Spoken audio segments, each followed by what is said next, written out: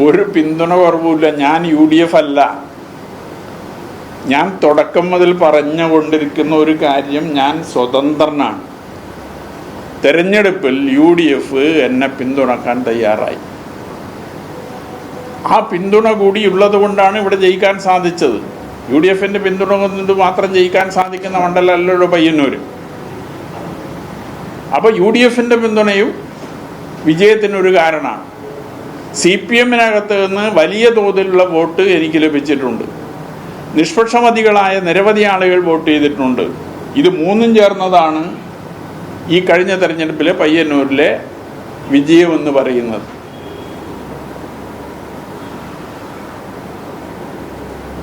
ഏറ്റവും ഒടുവിൽ ഷെഡ് കത്തിച്ച സംഭവത്തിൽ അവർ ഒരു വ്യാഖ്യാനിക്കാൻ ശ്രമിക്കുന്നത്, അത് കത്തിക്കാമായിരുന്നെങ്കിൽ ഷെഡ് മാത്രമല്ല ചെമ്മീൻ കെട്ടുണ്ടായിരുന്നു, അവിടെ ആയിരുന്നല്ലോ കൂടുതൽ പണവിലയെടുപ്പുള്ള വസ്തുക്കളുള്ളത്. ഷെഡ് മാത്രം ആക്രമിച്ചത് അതെല്ലാം പുരുഷോത്തമന്റെ കൂടെയുള്ള ആളുകളാണ്. ഞങ്ങൾ അവിടെ നിന്ന് നൈറ്റ് സെക്യൂരിറ്റി പോലും ഉണ്ടായിരുന്നില്ല, കാവൽക്കാരൻ പോലും ഉണ്ടായിരുന്നില്ല. ഇതെല്ലാം ബോധപൂർവം ചെയ്തതാണെന്നാണ് പ്രസംഗത്തിൽ ഉള്ളത്.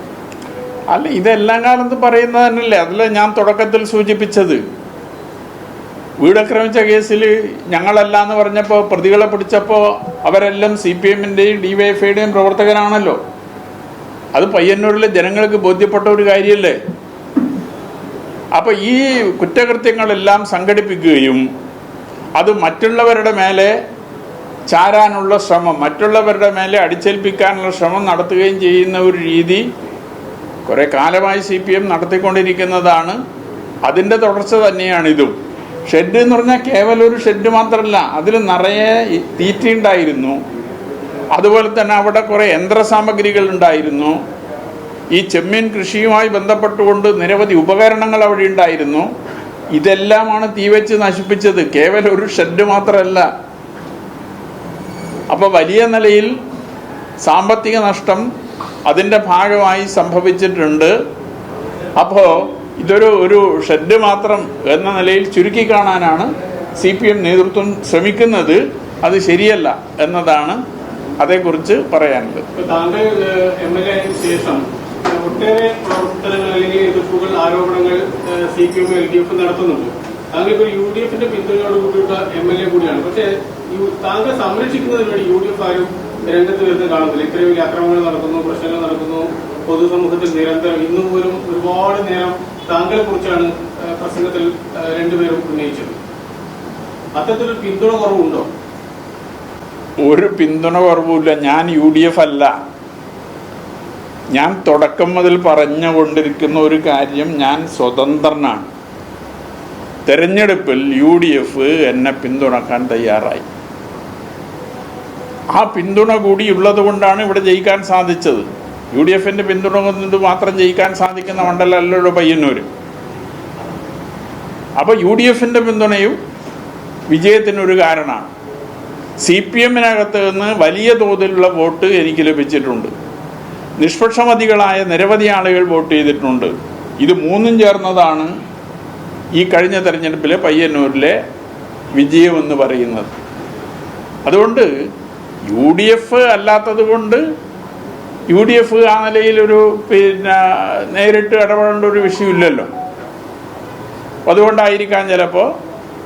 അതുകൊണ്ട് അവർ ഇടപെടാത്തത് കൊണ്ട് വേറെ പ്രശ്നങ്ങളൊന്നും ഉണ്ടായിട്ടില്ല. എന്തുകൊണ്ടാണ് ഈ പുരുഷോത്തമനെ ഇങ്ങനെ ഫോക്കസ് ചെയ്യുന്നത്? കാരണം അദ്ദേഹത്തിന്റെ വീട് ആക്രമിക്കുന്നു, ചെമ്മീൻ കെട്ട് ആക്രമിക്കുന്നു, നിരന്തരമായി അദ്ദേഹത്തിനെതിരെ പ്രചരണങ്ങൾ നടത്തുന്നു.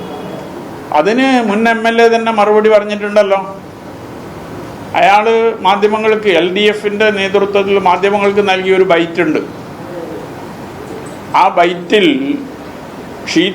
ടി പുരുഷോത്തമനെതിരായി വലിയ നിലയിലുള്ള കടന്നാക്രമണമാണ് നടത്തിയത്, CPMനെ തകർക്കാൻ ശ്രമിക്കുന്നയാളാണ് ടി പുരുഷോത്തമൻ എന്നതാണ് അതിൽ നിരന്തരമായി മുൻ MLA പറഞ്ഞുകൊണ്ടിരുന്ന ഒരു കാര്യം. അപ്പം അതുകൊണ്ട് അയാളെ കടന്നാക്രമിക്കാനുള്ള ശ്രമം നടക്കുന്നു എന്നതാണ് ഞാൻ കരുതുന്നത്. താങ്കൾ ഈ വക്കീൽ നോട്ടീസിന് മറുപടി അയച്ചോ? വക്കീൽ നോട്ടീസിന് മറുപടി അയച്ചിട്ടുണ്ട്. അയക്കാൻ വക്കീലിനെ ഏർപ്പാടാക്കിയിട്ടുണ്ട്.